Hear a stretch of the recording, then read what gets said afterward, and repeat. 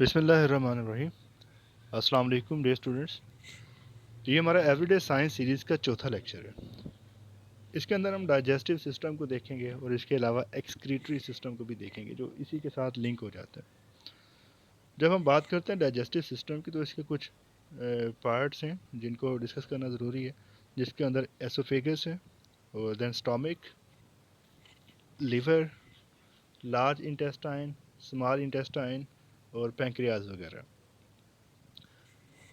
हमने डिस्कस किया था larynx. Larynx basically air pipe है जो कि एयर को नेसल कैविटी से आगे फिर उसको लेके जाता है। और जो फेरिंक्स है, फेरिंक्स फूड पाइप है, ये फूड को कैरी करता है और उसको स्टोमिक तक लेके जाता है। स्टोमिक के अंदर, स्टोमिक को warehouse of the food भी कहा जाता है। यहाँ पे खुराक 2 से 3 आवर्स वहाँ पे स्टे करती है और फिर गैस्ट्रिक जूसेस जो हैं ये स्टोमिक के अंदर ये उसको नरम करते हैं और उसको स्मॉल इंटेस्टाइन में भेजते हैं। स्मॉल इंटेस्टाइन बेसिकली लंबाई में ज़्यादा बड़ी होती है और जो लार्ज इंटेस्टाइन है उसकी लंबाई कम होती है लेकिन वो चौड़ाई में ज़्यादा होती है, तो उसको लार्ज इंटेस्टाइन कहा जाता है। स्मॉल इंटेस्टाइन के अंदर फिर और बहुत सारे जो स्टमक से मूव जो फूड आगे मूव कर जाती है उसके अंदर इंजाइम्स फर्दर उसके अंदर ऐड होते हैं और जो उसके अंदर इंग्रेडिएंट्स होते हैं वो यहाँ से अलग करके उनको ब्लड के अंदर शामिल किया जाता है और जो वेस्ट प्रोडक्ट्स होती हैं उनको आगे भेज दिया जाता है लार्ज इंटेस्टाइन में। यहाँ पे फर्दर कुछ अगर अनडाइजेस्टेड रह जाता है तो उसको डाइजेस्ट करने के बाद जो रिमेनिंग वेस्ट मटेरियल होता है उसको आगे एनस के अंदर भेज दिया जाता है जहाँ से वो डिस्चार्ज हो जाता है। इसके अंदर लीवर का रोल जो है वो भी इम्पॉर्टेंट है और वो क्या करता है, वो बाइल प्रोड्यूस करता है। वो बाइल को प्रोड्यूस करता है जिसको स्टोर गाल ब्लैडर के अंदर किया जाता है जो लीवर के साथ अटैच है। ये दोनों चीज़ें पूछी जाती हैं कि बेसिकली उसको डाइजेस्टिव सिस्टम में सिक्रीट कौन करता है। सिक्रीशन जो है वो गाल ब्लैडर से होती है और उसको प्रोड्यूस कौन कर रहा होता है, उसको प्रोड्यूस लीवर करता है।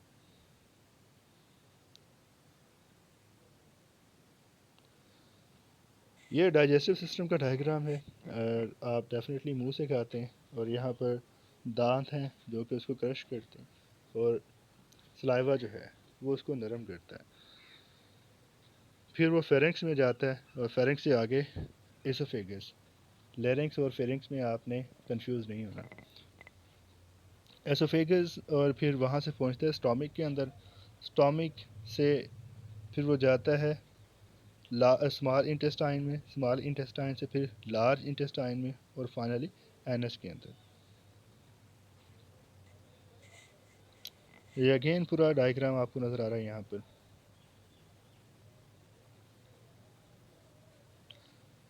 तो जो इनिशियल क्रशिंग है वो तो मुंह से हो जाती है और सलाइवा के ज़रिए उसको नरम भी बना दिया जाता है। फिर वो आगे स्टमक में जाता है। स्टमक के अंदर आपको पता है कि HCl भी होता है और गैस्ट्रिक जूस, और यहाँ पे उसको फर्दर सॉफन किया जाता है। डाइजेशन यहाँ से प्रॉपरली स्टार्ट होती है और फिर स्मॉल इंटेस्टाइन, लार्ज इंटेस्टाइन और फिर फाइनली रेक्टम या एनएस। तो यहाँ पे डिफरेंट एंजाइम्स वो कौन कौन से ग्लैंड्स उनको प्रोड्यूस करते हैं ये भी एग्जाम से पूछा जाता है। एंट्रानलिन जो है ये एक ब्लड प्रेशर को कंट्रोल करता है बेसिकली। ये दिमाग के साथ वहाँ पे इसको प्रोड्यूस किया जाता है। और इसके बाद इंसुलिन जो है ये पैंक्रियाज इसको प्रोड्यूस करता है और ये शुगर मेटाबॉलिज्म को कंट्रोल करता है। एस्ट्रोजन ये फीमेल्स के अंदर होता है और मेल के अंदर टेस्टोस्टेरोन। इसके अलावा थायरॉक्सिन जो कि थायराइड ग्लैंड प्रोड्यूस करता है और अगर इसको ना प्रोड्यूस करे तो फिर गॉइटर का की डिजीज़ पैदा होना शुरू होती है। अमाइलेज, पेप्टीन एंड ट्रेप्सिन और फाइनली अमाइलेज और लाइपेज जो कि पैंक्रियाज के अंदर प्रोड्यूस होते हैं। अगर हम बात करें एक्सक्रीटरी सिस्टम की तो वहाँ पर किडनीज़ का भी रोल है। किडनीज़ क्या करती हैं, किडनीज़ बेसिकली जो लिक्विड का वॉल्यूम होता है उसको कंट्रोल करती हैं, उसकी कंपोजिशन को।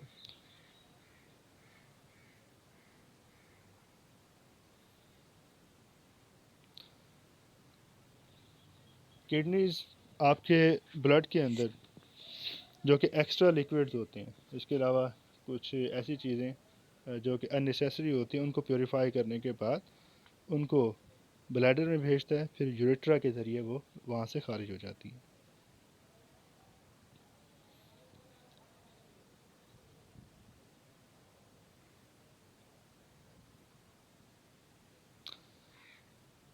फर्दर कुछ इंफॉर्मेशन है about test tube babies. Test tube babies, ये जो टेक्निक है, ये रॉबर्ट एडवर्ड और पैट्रिक स्टेप्टो ने 1970 के अंदर इसको इन्वेंट किया था। और जो पहली टेस्ट ट्यूब बेबी है, that was Louise Brown. UK के अंदर इसका एक्सपेरिमेंट हुआ था। और पाकिस्तान के अंदर जो फर्स्ट टेस्ट ट्यूब बेबी था, that was born in 1989 by doctor Rashid Latif. Epidemic, endemic, pandemic, ये भी एक सेंस में आती हैं। एंडेमिक जो है ये किसी पर्टिकुलर रीजन या लोकेलिटी के अंदर जो बीमारी होती है। और एपिडेमिक, एपिडेमिक उस एरिया के लार्ज लोगों को अफेक्ट करती है। और जो पेंडेमिक है ये कंट्रीज़ या इवन कॉन्टिनेंट्स के अंदर फैल जाती है। कोविड-19 जो है ये लेटेस्ट पेंडेमिक है। तो अब तक के लिए यही कुछ, कोई क्वेश्चन हो तो पूछिएगा। Thank you so much. अल्लाह हाफिज़।